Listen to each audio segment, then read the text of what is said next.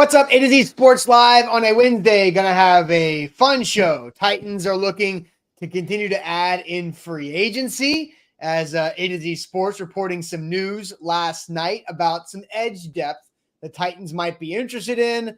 We'll discuss a follow-up topic from yesterday's show when John had a question that he asked Jack and I back later in the show about what is a solid season for Will Levis, and we'll update that. And we'll do sports trivia. Plus, Sam is back here.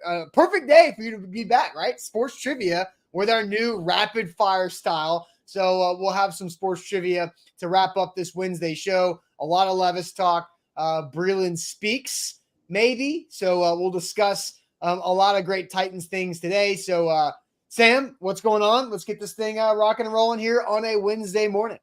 Yeah, it's good to be back.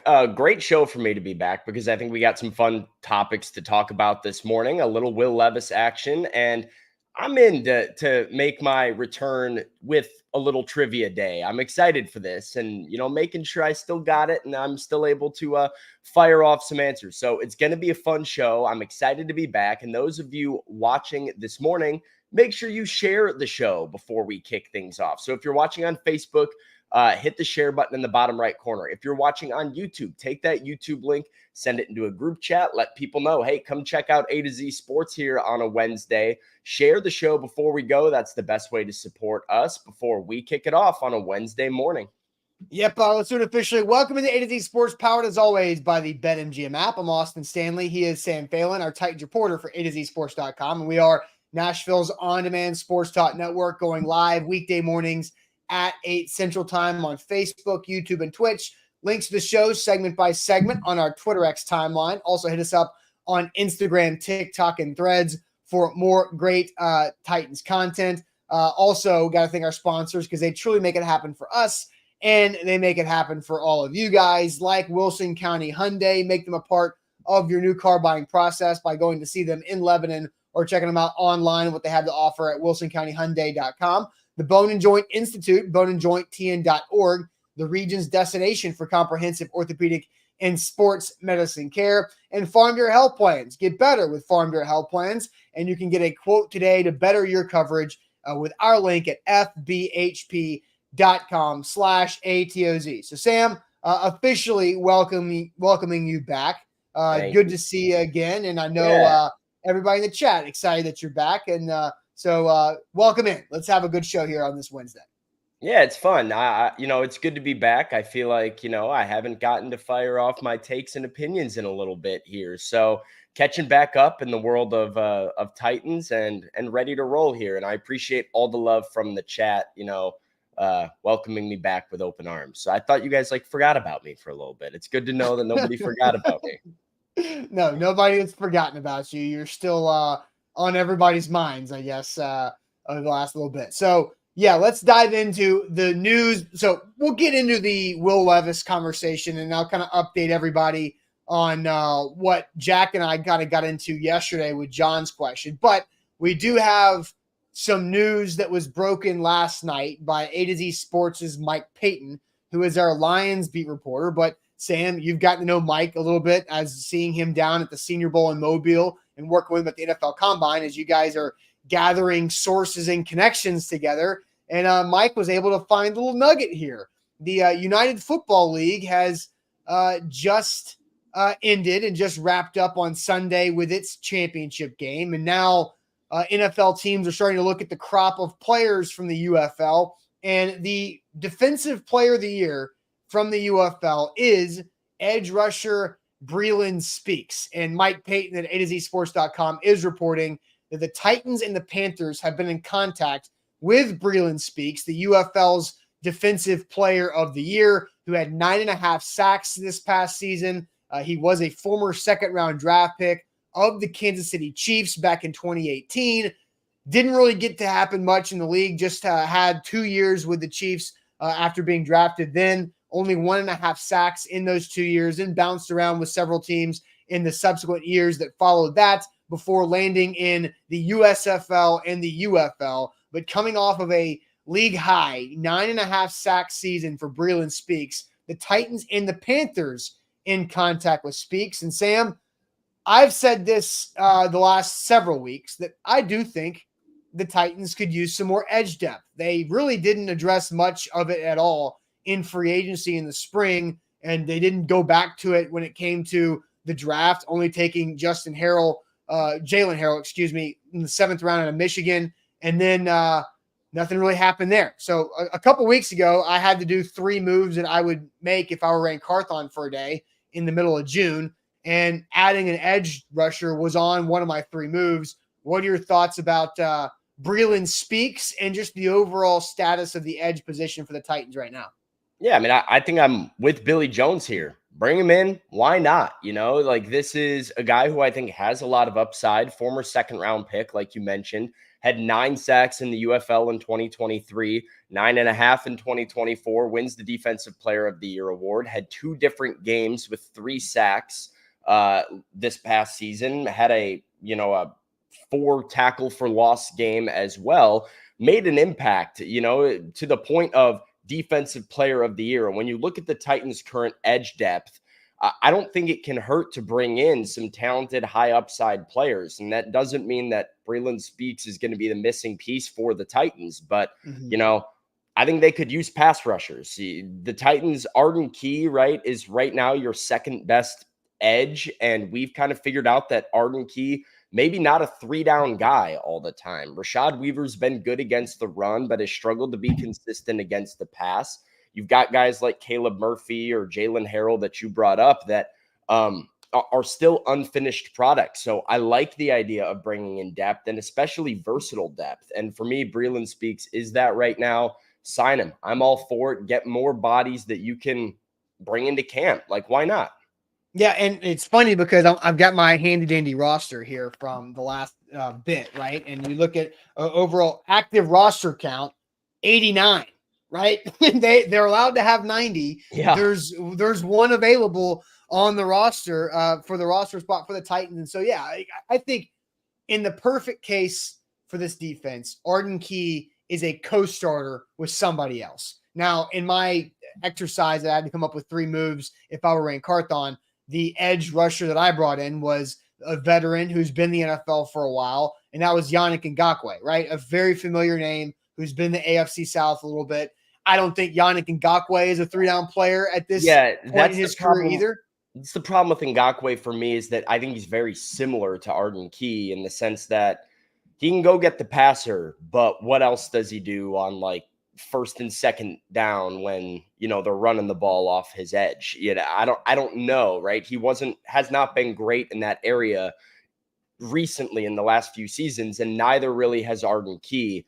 But like when you look at the Titans defensive line, I think there's a lot of reason to be optimistic, but I think it really starts on the interior. It starts with this idea of Jeffrey Simmons next to Tavondre Sweat, with a Sebastian Joseph Day being very versatile, and then having, Harold Landry on one side of it. But you need a little bit of depth at edge. And if you can find somebody who's versatile, who's maybe a more complete TFL run-stopping edge defender, that could be what you need to be the complement to Arden Key, that he doesn't have to play every down. Yeah, and I think that's what Arden Key would be at his best. Now, is Breeland Speaks the current UFL Defensive Player of the Year, the co-starter with Arden Key? Probably not, right? I think that is more of a, I think Breeland Speaks would fall into the category of Caleb Murphy, right? Who was an undrafted free agent a year ago that you liked a lot, and that we thought, hey, maybe this guy can do something. Is Breeland Speaks better than Rashad Weaver? I think that's something that we don't know, because Rashad Weaver's also had problems setting the edge in the first couple of years of his NFL career too. Yeah, I mean, that's what it comes down to for me. It's like, I haven't watched Breeland Speaks' tape. I haven't seen the guy play. I don't know, how good he is, but I think when you look at the UFL, which is like rising in competition level, there is some good competition and guys who have come out of some of these leagues to have very good NFL careers and be impactful players. And you look at the level of production and even just the history, a former 2nd-round pick, where there's physical ability here and athleticism that let a team like the Kansas City Chiefs feel really good about this guy back in 2018. I think that there's enough here that intrigues me that would like to see it in training camp. And that's ultimately what we're talking about here is, do we want to see this guy in training camp and put on the pads? And that's why I go back to that comment of, hey, why not? Yeah. Why not let him put on the pads and see what he's got for 4 weeks? And if he makes the team, that's a big win. We'll take that.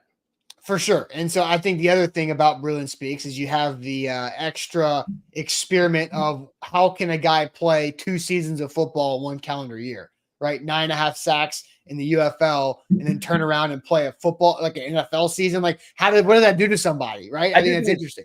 Yeah, maybe it's similar to like a rookie though, and Yeah. the body, because like a rookie obviously plays college football in the fall and has a full year to like recover, but you are training at a different rate from January through April, through the end of April in the draft, straight into rookie mini camp. Like you don't get a real time to breathe and relax. And so I do think there is some of that for some of these UFL guys, but I mean, the Titans are not afraid of these guys either. They know, and Rand Carthon knows how impactful some of them can be, because with San Francisco, they made their money a little bit on bringing in some of these dudes. And Daniel Brunskill is actually one of them that came from the AAF or whatever it was to the NFL and has turned into a productive offensive lineman.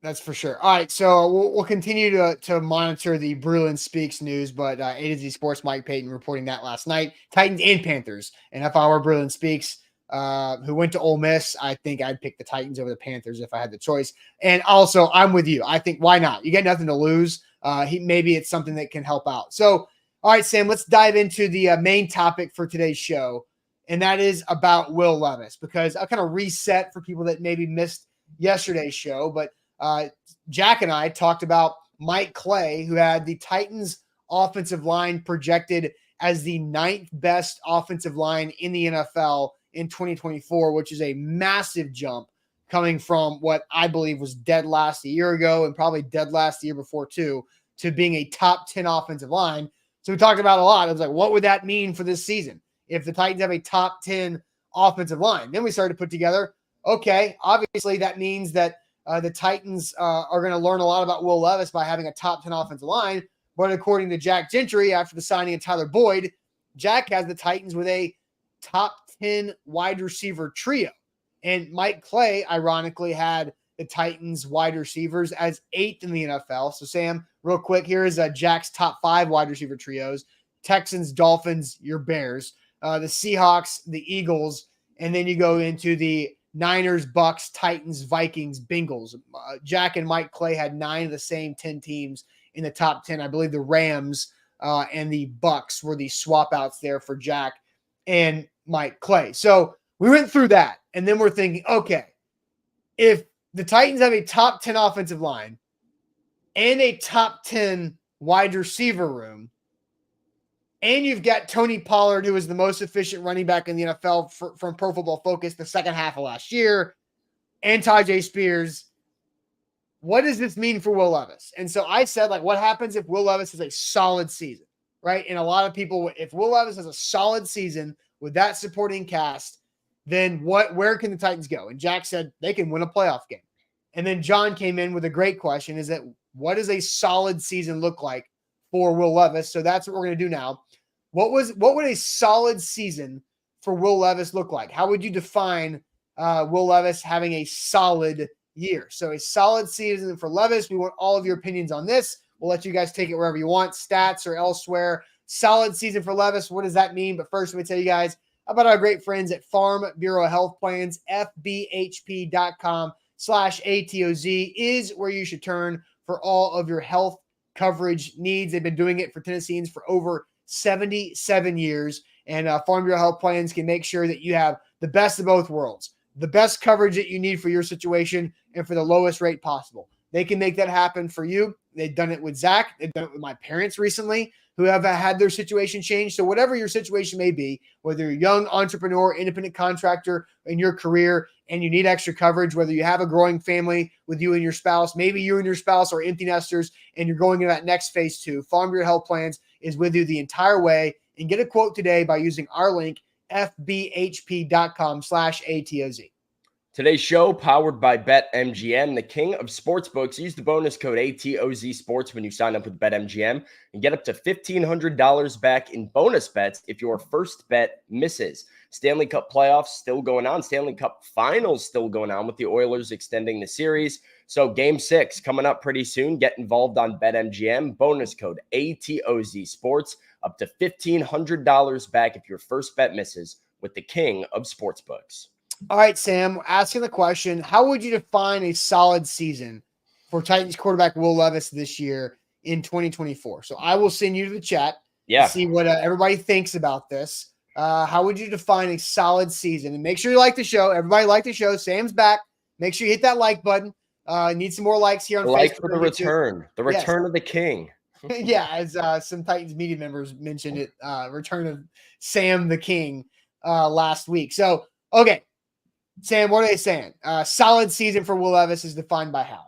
Yeah, I'm seeing 4,000 yards, 4K yards off the bat, and another 4K right here. A playoff win, says Valentino. He's going by team success and not individual metrics. Pistol Ramsey says 3,500 yards and 30 touchdowns.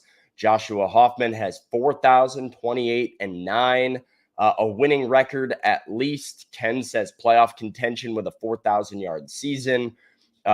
11 plus wins, says Rick. 9 and 8, says Lou Man. 4,000 yards and a 2-to-1 touchdown to interception ratio from Just Smash. So this is interesting to me to see like where everybody's going. Some people are just on yards. Some people are going into like touchdown to interception. We've got record. We've got, Major Keys with 3,500 yards and the interception to touchdown ratio, 30%, 3,500 yards and 30 touchdowns, says Pistol Ramsey. At least 25 touchdowns and less than 12 picks from Jason Brown. The 7 seed, says Lou Man. Top 10 offense and the playoffs, says Billy Jones. Solid would be 3,000 yards, 15 touchdowns, less than 10 interceptions. Bar's pretty low right here. Yeah, solid. Like what does solid mean to people? 15 touchdowns is less than 1 a game. Bar is pretty low if we're talking 15 touchdowns for a solid season, in my opinion. I'll give you Mike, but, Darius has 3.8K, 26 touchdowns, 10 picks. Very specific, but I don't hate it. 25 and 12 with 4,000 passing yards, 3,500 yards, 28 and 10, says Jake. 4,000 plays all the games. Interesting note there from Kaz, playing the games and staying healthy, and the divisional playoffs. Playoff appearance, 2,800 yards, 3,500 yards, 3,400. Everybody's coming with their different statistical markers here. And Austin, I really like this premise and this question because I don't think we even mentioned it enough off the bat. Like the things that you mentioned at the top of the show, which are this what if, this imaginary world, this idea that the Titans have a top 10 offensive line and a potential top 10 receiving core. And they also have Brian Callahan, like a fresh young offensive mind calling plays.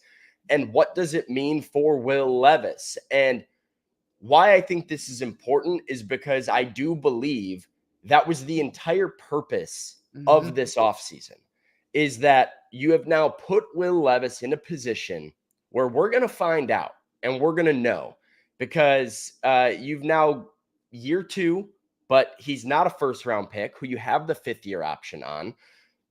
Before long, after year 3, you kind of have to decide if you're paying this guy or not and whether or not this is your quarterback. Yeah. And the best way to do that is by giving him weapons, protection, and a play caller that's worth a damn. And they've now done all of those things. So this is the part of the Titans that I think matters in 2024. Obviously, the NFL world looks at Tennessee and says, wow, they're going for it in the first year of Brian Callahan. That's a bit peculiar. I didn't necessarily anticipate that. But for me and for most of the fan base, I think we would all say it's not about going for it. It's about being relevant enough to find out what you have under center and to give your quarterback a legitimate chance that he didn't have last season. And if you go 5-12 this year and you get your answer at quarterback and you get a draft pick, and now you know what you have and what you need to do moving forward, there can be successes taken out of that. And then you can go get a different guy, putting him into a good situation. And if you go 9-8 and Will Levis looks really good and you know you've got your quarterback, that's great too, and fine too. It's a win of a season if you get your answer on the QB. So I love this topic because, if those variables that we mention are true and he does have these sort of resources, the answer to this question of what he does is the biggest thing the franchise has been faced with in a very long time. Well, I like this comment from Devin a lot. Bottom line is they have given Levis all the opportunity to show that he's the guy. First time in franchise history. And I think Devin's got a great point. Marcus Mariota was not surrounded by an all-star cast as a young quarterback. It got better as he got better, but it was his first year that A.J. Brown was a rookie. Corey Davis was a 5th overall pick. There was attempts to that. They signed Delaney Walker, who became a stud, but there was attempts to surround Marcus Mariota, but they never got there. It never played out to fruition. Jake Locker, absolutely not. Did not have anything. He had Will Svitek playing left tackle, and Sam, I don't even know if you know who Will Svitek is, but he was the Dennis Daly and Andre Dillard before Dennis Daly and Andre Dillard. Will Svitek played one game, was terrible, got quarterbacks hurt, and then was never seen again. But so there's a lot to that. And Steve McNair obviously was different. But the one thing I think you can say that all these quarterbacks had was a bona fide running game, right? Steve had Eddie early on. Yeah. You had CJ come in with Locker and Vince Young to an extent, and then Derrick Henry for Mariota as he got better throughout his career. And now Levis had the 1 year of Derrick too. So I think Devin's got a point. This is the first time they've truly gone all out in surrounding a quarterback with proven pieces, right? I think it's the proven pieces and what they're adding with Levis right now. I think it's a trend in the NFL right now as a whole, because there's a lot of franchises that I believe have never done that before that have now taken extra steps and measures to put themselves in this exact spot. Because, if you look around the league at the teams that have had consistent success over the last 3, 4, 5 years, and if you look at the young quarterbacks that are really thriving in their systems, these are quarterbacks that are walking into good situations, and gone are the days of drafting a guy 1st overall or wherever and hoping he's your franchise quarterback and saying, hey, good luck, bud. Carry us, be an MVP. It's not really happening. And we just saw that with Bryce Young in Carolina the last year. And then you see a team like Chicago going out and getting Keenan Allen, DJ Moore, Rome Odunze, and building their offensive line before they get the quarterback. And we saw the Philadelphia Eagles grab a guy in Jalen Hurts in the 2nd round and put him into a system that was established with weapons. And it goes and works a lot easier because you figure out what that guy is.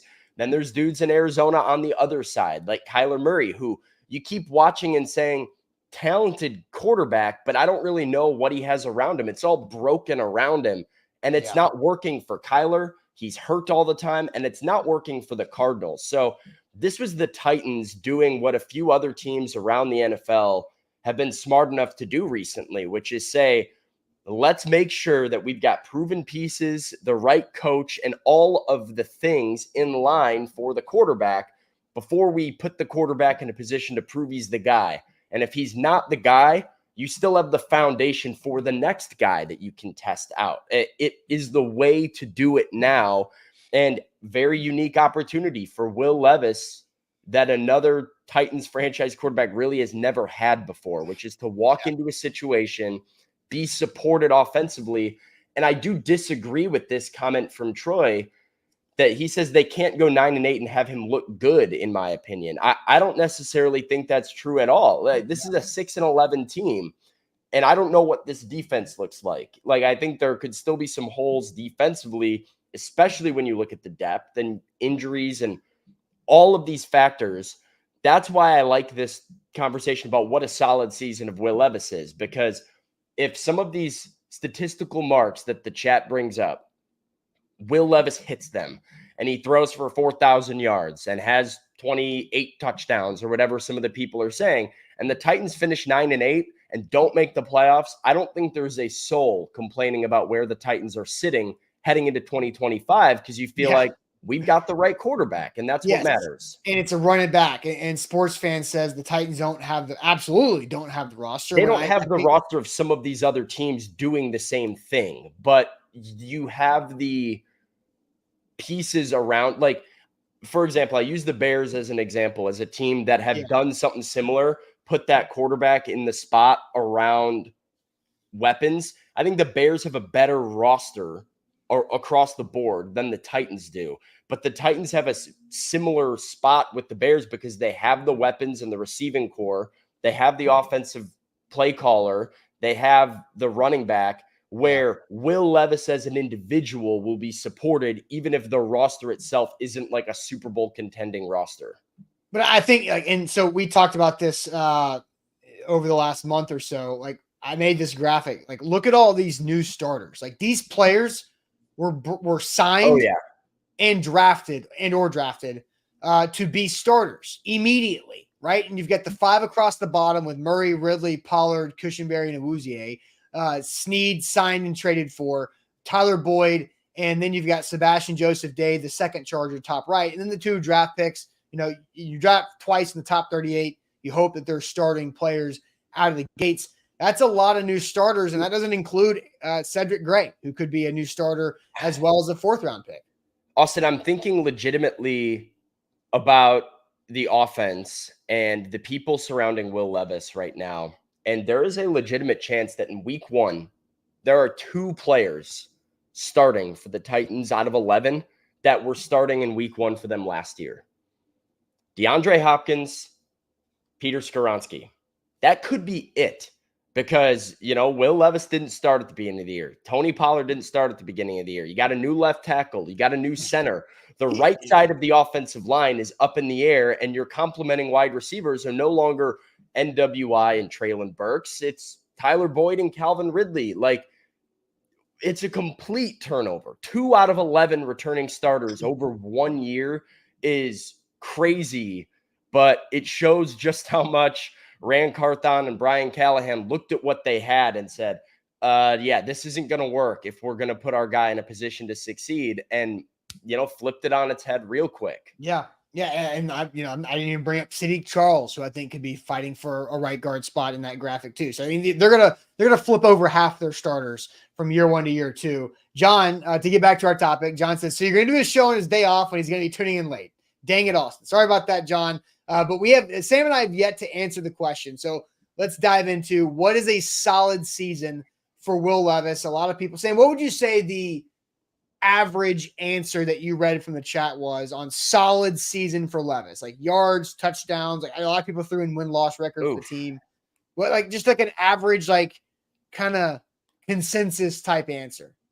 Somewhere close to 4,000 yards, probably. Maybe not all the way to 4K, but somewhere close to 4,000 yards with well over 20 touchdowns.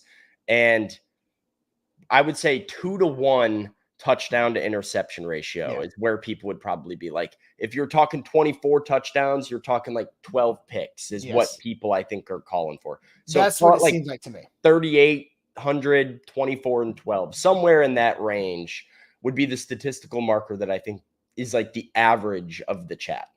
I agree. So I'm going to put those numbers that we just talked about and find out how many quarterbacks last year achieved those benchmarks. Don't do that yet.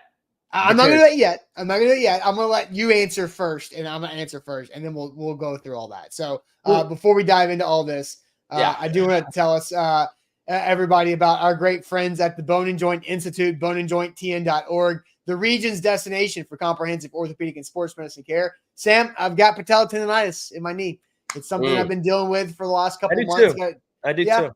Yeah, well, you get it checked out. Bone and Joint Institute. I've been doing physical therapy 1 or 2 times per week, making a significant difference with the technology and the care that they have, the experts, the physical therapists they have, on top of all the experts and doctors that they have at the Bone and Joint Institute. So in Franklin, with the main campus right off of I-65 and Highway 96, they also have physical therapy and clinics around Williamson County and growing. I go to Brentwood. They'll be there on Friday afternoon, so you can check them out online at boneandjointtn.org. Today's show powered by BetMGM, the king of sportsbooks. Use the bonus code ATOZ Sports when you sign up with BetMGM and get up to $1,500 back in bonus bets. If your first bet misses, that means your first bet, whatever the wager amount is, if you lose, that money goes back into your account in the form of a bonus bet for a second chance to win big. That's the best way to do sports betting. When risk is limited, you get two chances to hit a big one. NHL playoffs, Stanley Cup finals still going on. Get involved with the king of sportsbooks, BetMGM, and BetMGM.com.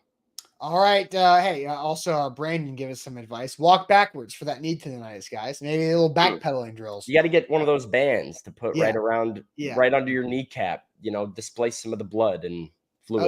Oh, yeah. All that stuff. So anyway, all right. So solid season for Levis. Sam, I'll let you answer first. You said the consensus chat average was between 3,500, 4,000 yards, over 20 touchdown passes, 2-to-1 TD INT ratio. That's kind of what the chat looks like. So what do you think a solid year for Levis is under the hypothetical of top 10 O-line and top 10 wide receiver group that we talked about on Tuesday? Well, I think, one, we need to be pretty grounded and understand, like, kind of what you said is just what is achievable relative to NFL quarterbacks, right? And like, so an example I use right now is a guy like Jordan Love, who had a massive year last year for Green Bay, who surprised a lot of people. And if you're using Jordan Love, who was a guy who just got over 4,000 yards, who just got to 30 touchdowns, who had 11 interceptions, right under 12, Jordan Love was solid, but I think he was better than solid. Like, I think Jordan Love was really good and played like a top 10 quarterback last year. Is he a top 10 quarterback moving forward? We'll have to see what he does in 2024.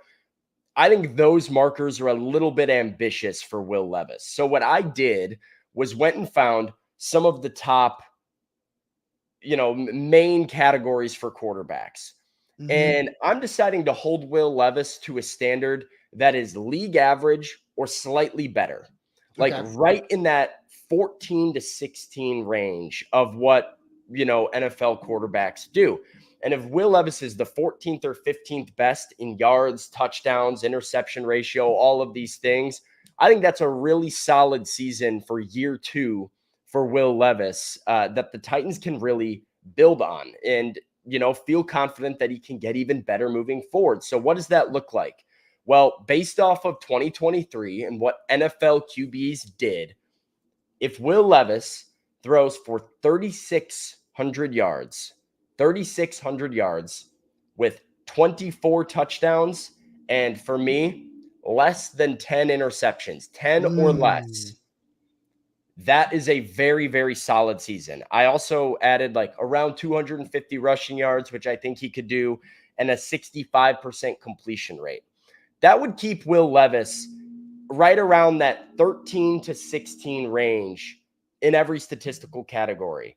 That would be a really good year. 3,600 divided by 17, that's 212 passing yards per game for Will Levis. So I don't need 4K. I don't need 30 touchdowns. I just need him to be efficient and not turn the ball over 15, 16 times with his arm. Like, don't throw 15 picks.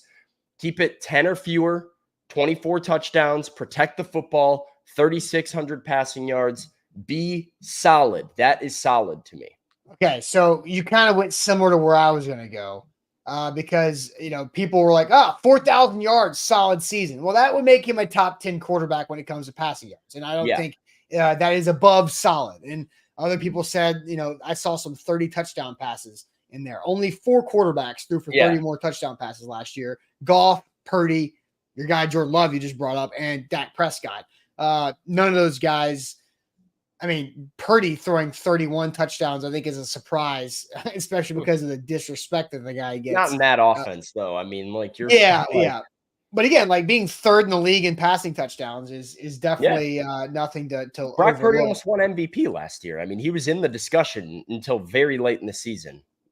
Yes, no doubt. So for me, I'm a solid year. I'm looking at 3,500 yards. So I'm going to hold him a little bit of a lower standard that you have. Now, that's still like 16th, 17th in the league in passing yards. I like the 20 touchdown number, which quarterbacks that threw 18 quarterbacks threw 20 touchdowns. I think he's just going to throw more than 10 picks in year 2. And I think like it can't be more than like 14, but Will Levis is going to throw interceptions. I mean, if it's 24 and 12, if it is that, like, I'm okay with 24 and 12. Sure. My goal for him would be like 10 or less. Like, if we can do that, how many quarterbacks threw less than 10 interceptions? I think there was probably 16 of them that I counted that were more than 10. So there's going to be guys that were part-time starters that didn't quite throw that many because of that reason. Yeah, but, right. I mean, I can tell you right now, quarterbacks that threw 21. Yeah, quarterbacks Josh that Allen threw 18. Isn't that crazy? Quarterbacks that threw 10 or more interceptions last year: Sam Howell, Josh Allen, Jalen Hurts, Tua Tagovailoa, Patrick Mahomes, Trevor Lawrence, Jared Goff, Desmond Ridder, Mac Jones, Brock Purdy, Jordan Love, Matthew Stafford, Baker Mayfield, Bryce Young, Joshua Dobbs. That's 15 quarterbacks that threw 10 or more. But then there's guys like Dak Prescott, Geno Smith, Gardner Minshew, Justin Fields, Jimmy Garoppolo, Derek Carr. These guys kept it to 9, 8, 7. Hey, Will Levis, if we can be there, that's a good spot. Oh, that's huge. Especially like Dak Prescott, 36-9. Again, that is a superb year for a quarterback. So I think for Levis, my solid season would be 3,500 yards, which is 230-ish yards per game, which is more than what Jalen Hurts threw for last year. And there's a lot of running aspect to the Eagles offense where I believe the Titans are going to throw the ball quite a bit this year. So I think when you throw the ball more likely to have interceptions, but you're going to put up more yards. We'll see kind of what the defense can do if they're going to get some shootouts where they feel like they have to score a bunch. But so my solid year for Levis, 3,500 yards, over 20 touchdowns, and I'm just going to say 14 or fewer interceptions. I'm going to give him more leeway on the picks because he is a gunslinger. He is aggressive. Like, how many interceptions do you think were dropped by defenders last year for Levis? Yeah, 4, 5. Several. There was a good amount that fell short. I do think there's also an interesting note here from Troy talking about attempts and passing attempts. And, what is the attempts that Will Levis gets to throw the ball in the new offense? And, how does that affect potentially his passing yards? Because in 9 games last year, Will Levis attempted 255 passes, which would put him on pace to be short of like 500, maybe around 450 to 470 over a 17-game season. Of the quarterbacks that, there's a jump from Gardner Minshew at 3,305 in passing yards to Geno Smith, who is over 3,600. That was like a big jump for me. But of those guys at 3,600 and above, most of them threw significantly more than 500 pass attempts. The guys that didn't, Geno Smith, Lamar Jackson, CJ Stroud, Brock Purdy. Most of everybody else that was in those, upper 3,000s, 4,000 passing yards threw 500 to 600 passes. And it's hard to tell, maybe a little too early to tell right now in Brian Callahan's offense with Tony Pollard and Tajay Spears, just how much they plan to throw the ball. Mm-hmm. I think it's gonna be a lot. And look, we can't really say much about scheme and formations of what we saw, but there's going to be a lot more creative ability in this offense with the personnel groupings about it. So I think Levis averaged 200 yards passing last year in 9 games. Yeah. So I'm talking about like a 30 yards per game growth for Levis over a whole season. Like 30 yards a game average doesn't sound like a lot, but that obviously adds up very quickly to being a significant jump. That's what, like 2.5 yards. But that's like 2.5 more completions a game. Oh yeah. Isn't that crazy though? Yeah, I mean, it doesn't feel significant, but then you look at like a quarterback that threw, 210 yards per game versus 240 yards per game. And the difference is like 500, 600 yards in their, total season, Yeah, which and looks it's like significant on paper. and so if I asked you, like, do you think Will Levis could improve by an average of 2.5 more completions per game? You'd be like, oh yeah, easy. Right. It Yeah. sounds Well, so simple. especially with some of like their big players, and it's Yeah. like, Oh, we Calvin got Ridley.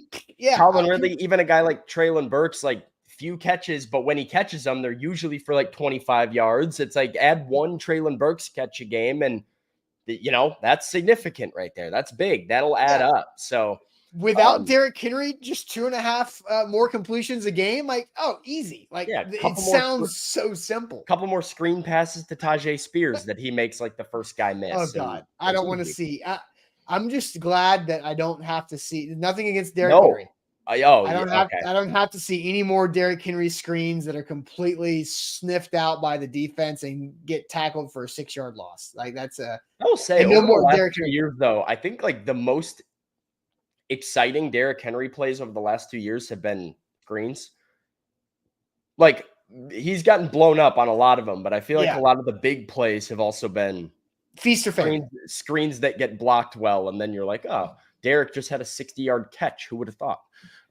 Yeah, feast or famine, without a doubt. Sports Fan says, for the record, my don't have the roster was for John Robinson, not Austin and Sam. I guess if that's the correct JR.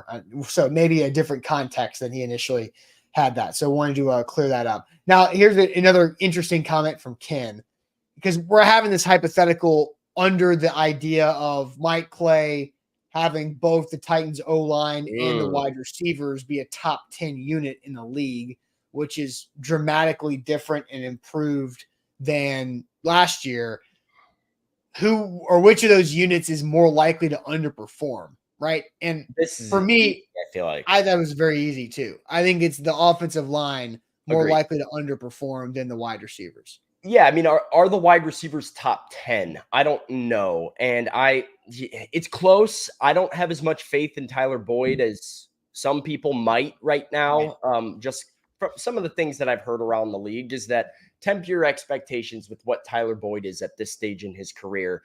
But he is your number 3. And if you have DeAndre Hopkins, who you believe in, and I do, that he's still solid, I think this sky is the limit for Calvin Ridley, to be quite honest with you, at this stage in his career and what he's capable of. Yeah. But if you have 2 guys that you're like, these are 1,000 plus yard wide receivers, the floor feels pretty high for that unit and what they're capable of. And at least you feel like Will Levis is going into every game with 2 bona fide weapons. And so they're going to be close to top 10. Not many teams have 2 guys that they say 1,000-yard receiver, 1,000-yard receiver, we're good.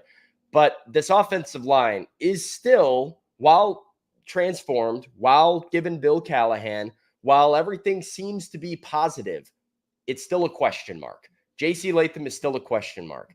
Peter Skoronski is still young. I love Lloyd Cushenberry at center. No real worries there. I don't even know who's starting on the right side of the offensive wide line. Open, right? So, viewing this as a top 10 group right now, I actually think is a bit unrealistic and blind optimism. And basically, who was it that had them as a top 10 group rated? Mike Clay. I think that's probably Mike Clay saying, I believe in Bill Callahan, and I think he'll get the job done and build this group to be top 10 more than it is looking at this group and saying, yeah, they're top 10 based off of their history and track record. So, yeah, but I mean, Mike Clay has not been at Titans practices. You've been at more Titans practices than he has, right? Like, you watch the offensive line. How much different does that position, like individual drill period, look? Oh, I mean, everything is different. The way that they conduct practice is different right now. And it's, a fun change to watch, because from 2022 to 2023, the Titans had a change in offensive line coach. Keith Carter was no longer in. Jason Hotaling came in. But Jason Hotaling was, the assistant under Keith Carter, who stepped up and did things exactly the same. Like, everything looked similar. And the offensive line drills, they're not training the same. They're not teaching the same techniques or habits. And that is encouraging to me when you know who Bill Callahan is, what he's done for other teams in the past, and then you watch him just changing the way things go in Tennessee. I like that. But, if you told me coming into the year that the Titans would just have like the 19th best offensive line, 18th best offensive line, that they weren't a disaster. They were still below average, but they weren't a disaster. I would have signed up for it. If you told me they were average, I would have tripped going to sign the papers of like, yeah, give me an average offensive line right now. Yeah. So like top 10, that's really, really optimistic. And it's not impossible. I just think it's a far cry from like a guarantee right now. Yeah, I mean, JC Latham has to have like very good success as a rookie, which is just hard. Like Peter Skoronski has a very good year. Lloyd Cushenberry we like. And the right side, you have to find a couple diamonds in the rough with Sadiq Charles and whoever wants to win the right tackle job. And Dylan Radins and Daniel Brunskill. Like I like the depth they have. Like they have like 5 or 6 guys that can play on the right side. Yeah, I mean, no doubt. They just signed Jerron Christian, who, stepped up for the Browns last year and played some tackle and played well at tackle. And the Titans saw last fall what a guy like Chris Hubbard, who you looked at and said, this doesn't rock the boat any. Like, this is a guy that signed for NFL minimum and came in and played really solid tackle because he fit the scheme and just did what they wanted him to do. So, can Bill Callahan, who understands what he's looking for in his tackles right now, find another veteran to plug and play that he trusts that can just be solid? Maybe, I think that's a possibility, but there's a lot that has to go right for that group to be a top 10 group in the league. And if it is, I think the impact of that cannot be oversold or overstated because it was horrible last year. And Will Levis even being semi-productive with that group. It's fun to think about what he could do with actual time in the pocket and like an offense that looks normal for once. We haven't seen that in 3 years with the Titans as like a quarterback that can actually function in an offense without having to run for his life. Do you agree with Jack on this about top 10 wide receiver trio? I think 8 is probably an okay spot for them because, I think they're probably sneaking into the top 10. There's definitely some groups that are better than them. But when you have 2 1,000-yard receivers and a third guy that has some experience just in the league and has had some big years in the past, but 2 1,000-yard receivers is rare. If you've got 2 guys that you feel good that either one is a wide receiver 1 on a different team, that's like that's like the Hill Waddle, right? I looking at the teams that he has ranked above them. Yeah, I think all of these teams have better trios than the Titans. Yeah. But like if you go back to the 6 through 10, like a team like Cincinnati has 2 of those 1,000-yard receivers, big play wide receivers, but Trenton Irwin is not as good as a Tyler Boyd. And so that's where that third established guy comes into play. But same thing with like Ricky Pearsall and Trey Palmer at, Niners and Bucks. Yeah. But like Brandon Powell for the Vikings. Right. I think I probably take Minnesota's trio. I definitely, actually, now that I look at it, I take Minnesota over the Titans for sure. Justin Jefferson's the best receiver in football, and Jordan Addison's really damn good. And you would just weigh Justin Jefferson heavier to.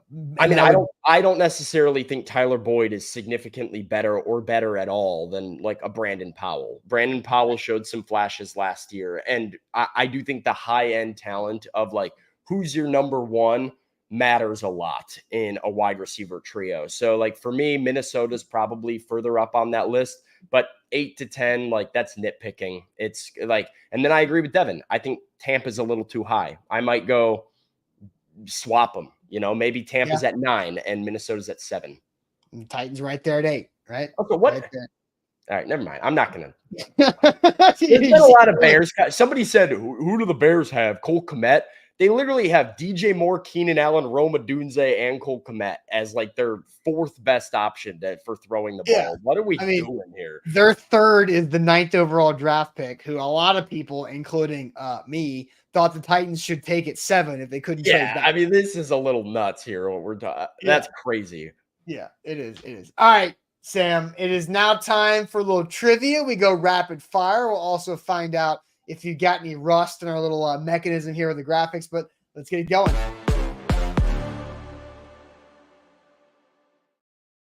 Shout out to Wilson County Hyundai, making your car buying experience a lot easier and smoother and no cringe factor at Wilson County Hyundai. They help you out, find that right ride for you, for your situation. Save some money by doing it at Wilson County Hyundai in Lebanon or online at wilsoncountyhyundai.com. Sam, are you ready? No, we have a slight problem. Slight problem that we're going to try and work through here and figure it out. Here's the problem. I just scrolled over to my tab that I have open right now with the trivia questions on it, ready to go. And the timer has been running the entire show. So it is currently at 55 minutes for us. So it will affect our score. You can't refresh it? I mean, I can try. Let me. Or just open up a brand new browser? Oh, I can probably do that. Will that work? Can I? I don't know. I've never run this trivia. It's either been you or Jack the entire I don't time. really know. How do we open up a new browser? I don't know how to do that at all. You click on the thing on the bottom of your Mac and say new window. You right click. Wait. Hold on. New window. There it is. Okay.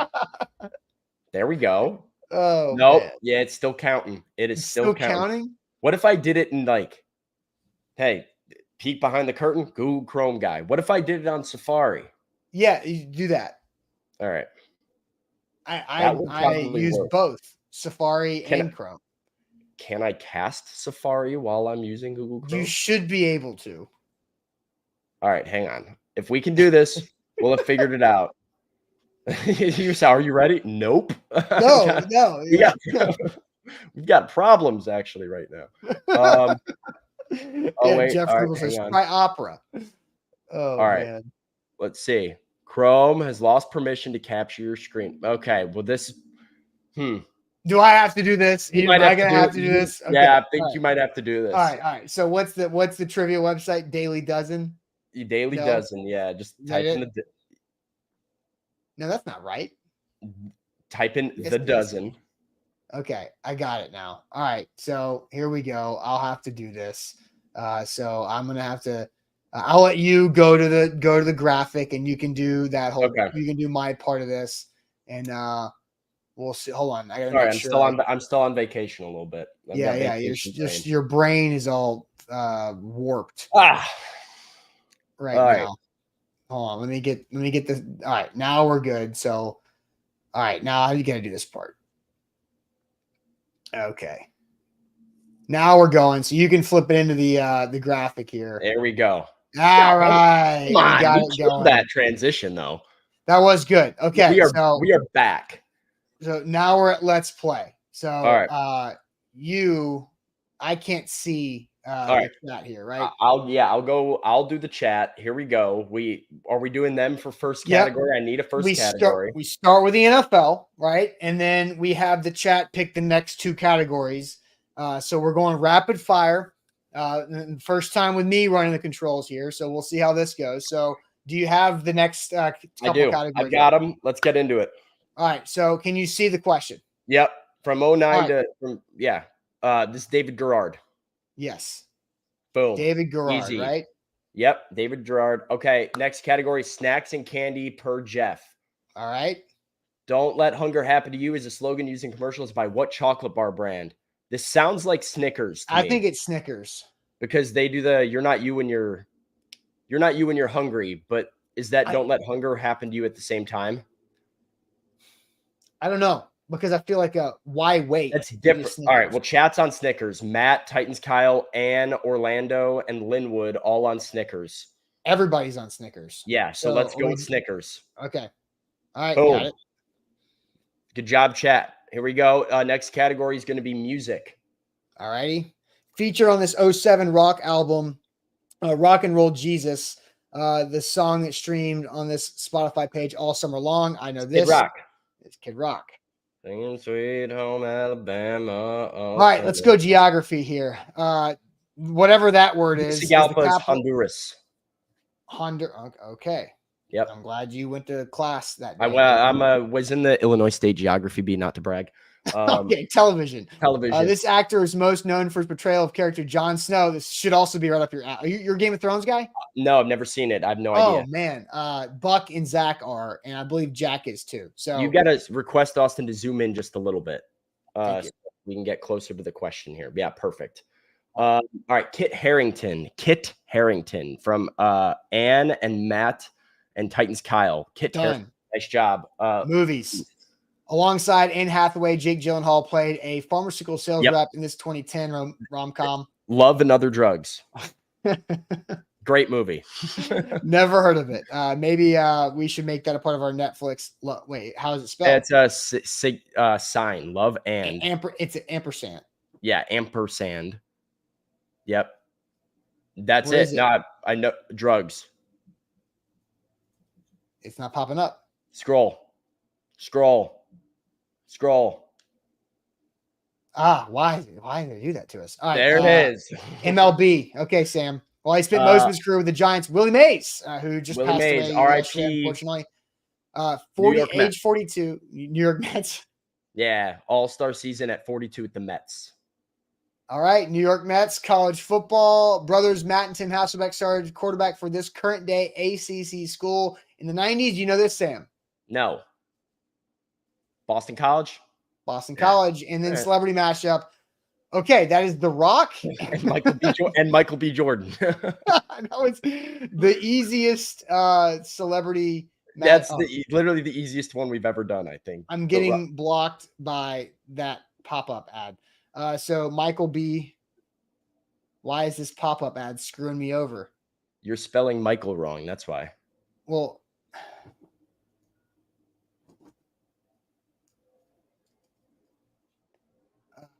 it's select. Yeah. Oh, get out of here. No, ruining our score. No. Now you got to retype both.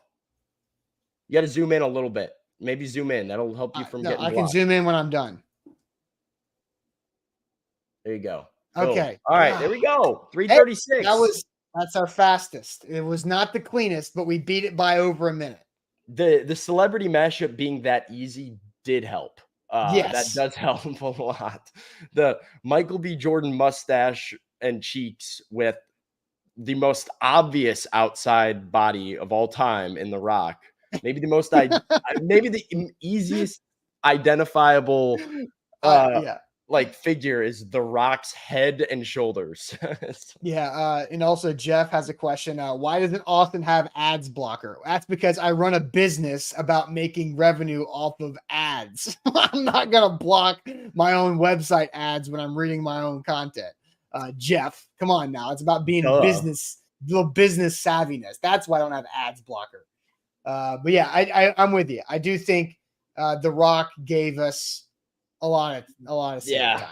Yeah, chat crushed it too. They were quick with the Kit Harington and the Snickers and helping us out, because if it was just you and I on Game of Thrones there, we would have sat here all day and gotten it wrong for sure, because that's without a doubt. All right, so I'm gonna go ahead and flip us back to normal here on this setup here. But all right, well, hey, that's so 336, right? That's our new record. It's still scoring 90. So I don't know what the next level is. Let the record reflect. Sam shows up back up and, all of a sudden records are being set. Hey, Jack and I went 442 that first rapid trivia, and it was pretty damn good. And Jack on the hot seat. Hot seat, Jack. And again, that was the easiest celebrity mashup I think we've ever had. True. Ever. I'll take that. All right. Well, first show back, just like riding a bike. Yeah. Hey, all right, easy muscle memory. Here we go. That's right. All right. Hit that like button on the show on Facebook and on YouTube. That goes a long way for us. So please smash that button for us. That's a big deal on YouTube and on Facebook. Buck Rising will be live tonight for A to Z Sports Prime Time at 7 p.m. Central. And we'll catch you guys tomorrow on a Thursday for the Magic Bucket and more Titans news. So we'll see you then. Appreciate it as always.